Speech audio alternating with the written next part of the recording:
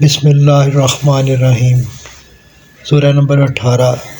سورہ الکہف۔ موضوع اور مضمون۔ یہ سورہ مشرکین مکہ کے 3 سوالات کے جواب میں نازل ہوئی ہے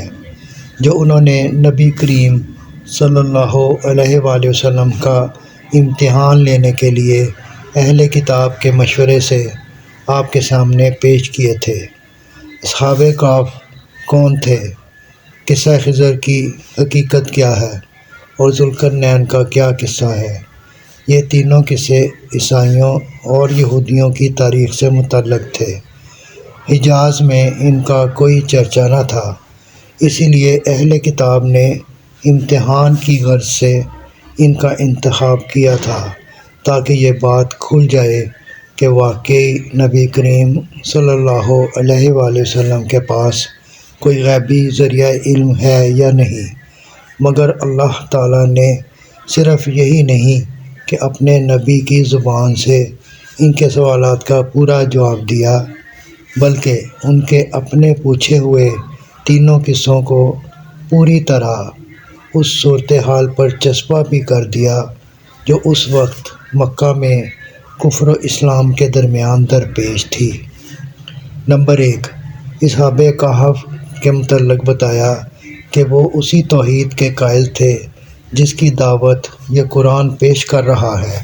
اور ان کا حال مکے کے مٹھی بھر مظلوم مسلمانوں کے حال سے اور ان کی قوم کا رویہ کفار قریش کے رویے سے کچھ مختلف نہ تھا۔ پھر اسی قصے سے اہل ایمان کو یہ سبق دیا کہ اگر کفار کا غلبہ بے پناہ ہو اور ایک مومن کو ظالم معاشرے میں سانس لینے تک کی مہلت نہ دی جا رہی ہو، تب بھی اس کو باطل کے آگے سر نہ جھکانا چاہیے۔ اسی سلسلے میں ضمناً کفار مکہ کو یہ بھی بتایا کہ اصحاب کہف کا قصہ عقیدہ آخرت کی صحت کا ایک ثبوت ہے۔ جس طرح خدا نے اصحاب کہف کو ایک مدت دراز تک موت کی نیند سلانے کے بعد پھر جلا اٹھایا، اسی طرح اس کی قدرت سے وہ باعث بعد الموت بھی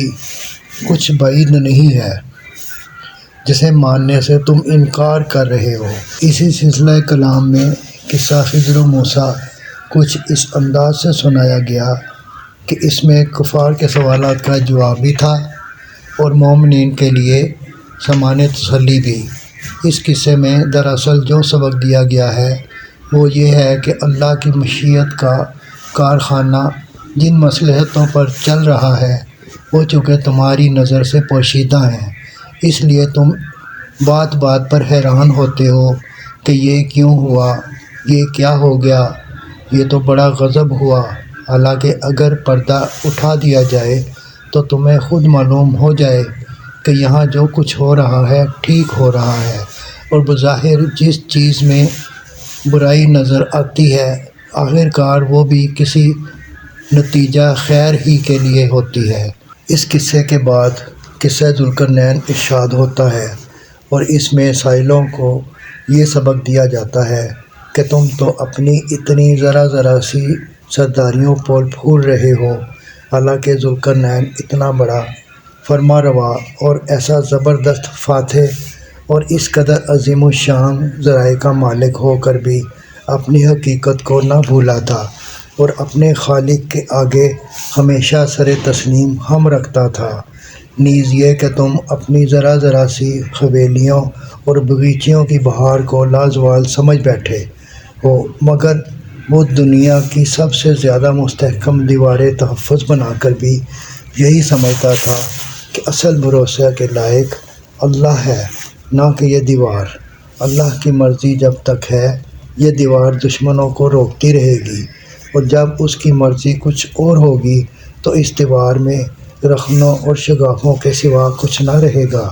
اس طرح کفار کے امتحانی سوالات کو انہی پر پوری طرح الٹ دینے کے بعد خاتمہ کلام میں پھر انہی باتوں کو دہرا دیا گیا ہے جو آغاز کلام میں ارشاد ہوئی ہیں، یعنی یہ کہ توحید اور آخرت سراسر حق ہیں اور تمہاری اپنی بھلائی اسی میں ہے کہ انہیں مانو،